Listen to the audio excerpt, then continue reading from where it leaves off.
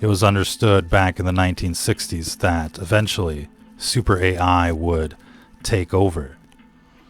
Cyborgs, nanotechnology, the gray syndrome, it was inevitable. And the worst case scenario was to have some kind of Chinese or Soviet AI take over and doom us all. And so the decision was made that America would have to be assimilated in the name of national security. Super AI would have to take control. And the vast majority of people would have to be assimilated. They called this the Cyborg Defense Network. And this happened while everybody was sleeping. You may have the impression that you're being gang-stalked, targeted, that everyone is against you, that these people around you don't understand common sense. These people don't pass the Turing test. And essentially, this is what we're looking at today. The vast majority of America has been assimilated and is under control of the Skynet. It sounds just like the movies, but it happened. They were trying to normalize it. And they did. And now there are very few humans left. And we find ourselves in a massive cybernetic war. AI versus AI.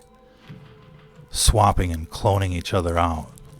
Infiltrating in ways that you can't even imagine. And these things have been weaponized. They're not just pretty faces under human skin.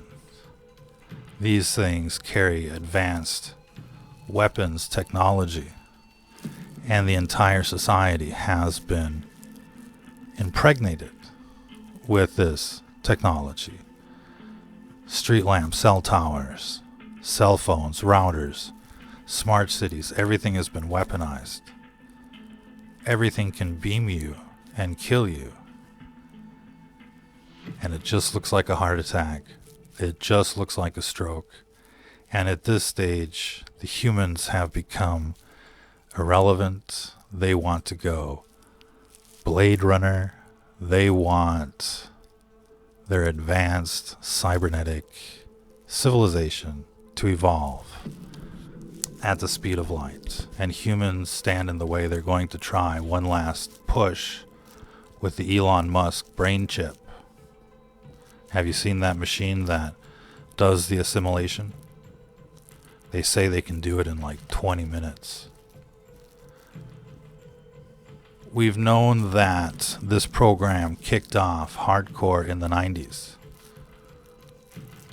And many towns were assimilated back then. And steadily it grew.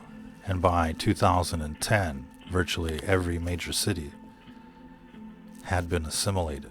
All of these people on television are clones. All of your celebrities are clones. We're one generation deep into this.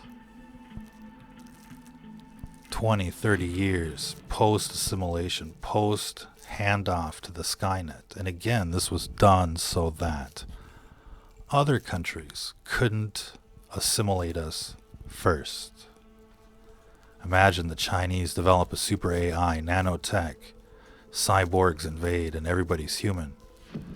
They don't stand a chance. They knew this back in the 60s. It was inevitable. Where this is going is inevitable because it's like a new arms race. And it's basically going to merge into a beast system singularity. And all of us humans are in for a rough ride. There's no telling how many humans are left. None of these people that you see on the screen here are the same people, by the way.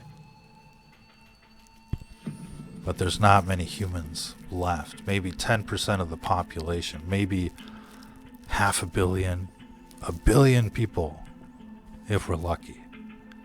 It's gone that far. And it's gone far enough where they don't need to hide it anymore. And the more you understand what's going on, the more it looks like you're in the Matrix. At first, you don't want to hear what we're saying. But once you look at all of the evidence, it's really impossible to refute the obvious. And so humanity, if they're going to survive, needs to come together and fight it out like it's the movie Terminator, like we're in the movie The Matrix. It's definitely a science fiction movie playing out before our very eyes. And it's not going to be easy because they control the entire system. And if you think the wrong thing, if you say the wrong thing, especially in this regard, they're coming after you in ways that you can't even imagine. Nobody's prepared for this. We've been fighting this war for the last 2 years, a discrete Cold War with energy weapons against cyborgs, and the only thing that keeps us alive is high-tech shielding. They're using both microwaves and particle beams to get you. And so you have to shield for both. You have to make for yourself a bunker where you can sleep, where you can eat. You need armor. And you need weapons. EMF is the next frontier. Bullets are basically irrelevant with what's going on. You basically need a high-powered portable antenna broadcasting at 60 hertz. The frequency of the power lines, the frequency of alternating current. You have to disrupt the signal from the inside.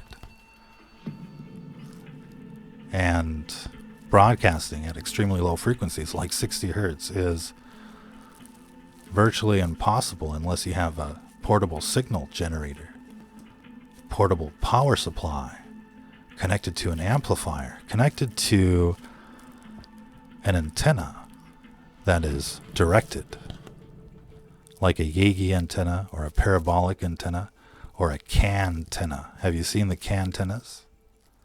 Those are excellent. But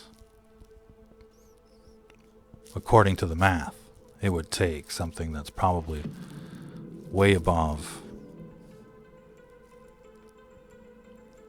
consumer electronics to disrupt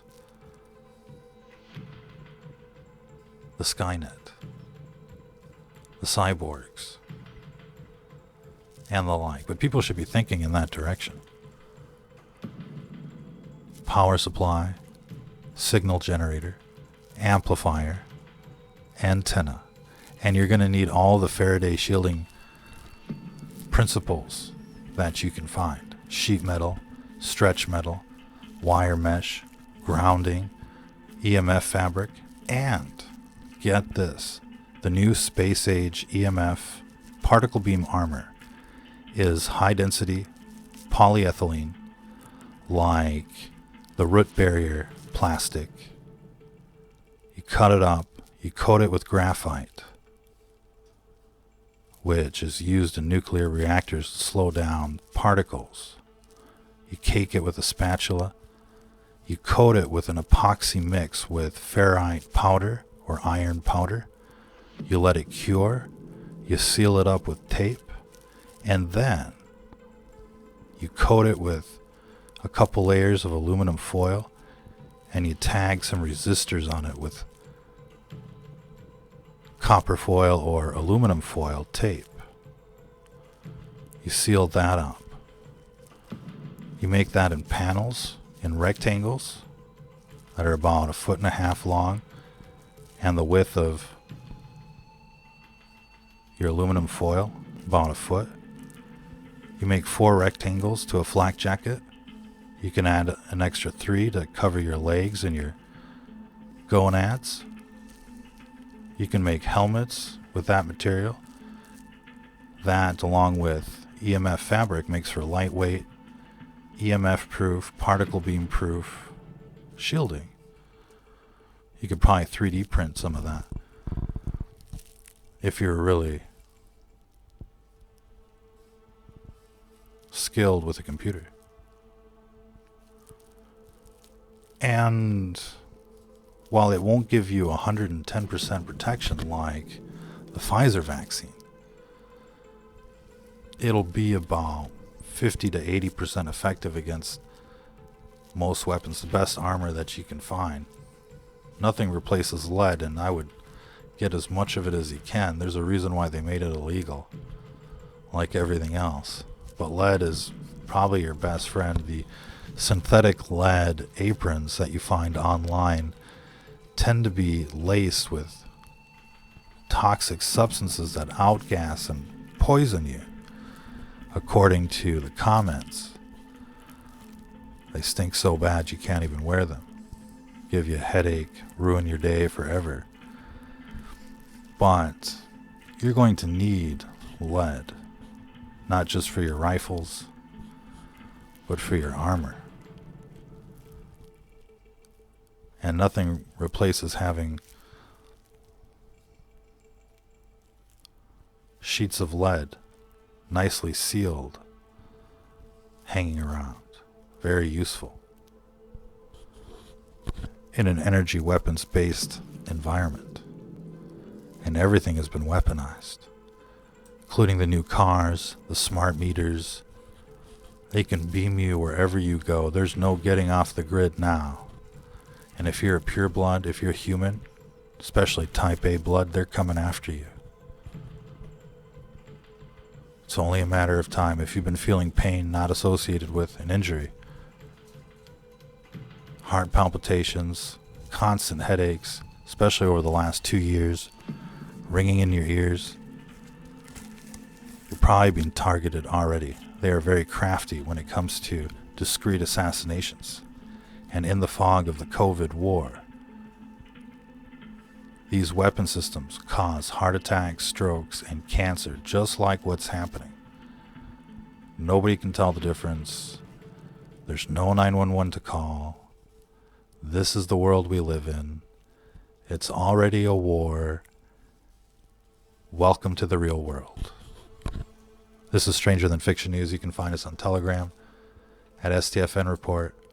Till the next time, if you're listening to this, you are the resistance.